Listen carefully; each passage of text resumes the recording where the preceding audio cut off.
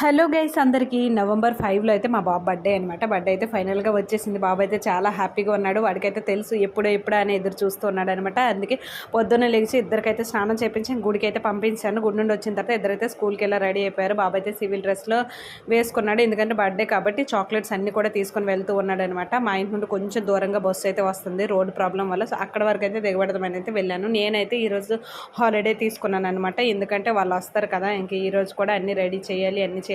Evening అయితే బాగా చేసాము. ఎందుకంటే వంటలు అన్నీ కూడా నేనే స్వయంగా వంట చేసి అందరికైతే పెట్టాను. సో ఆ వీడియో నెక్స్ట్ వీడియోలో ఉంటుంది, అస్సలు మిస్ కావద్దు. చాలా బాగుంటుంది అనమాట.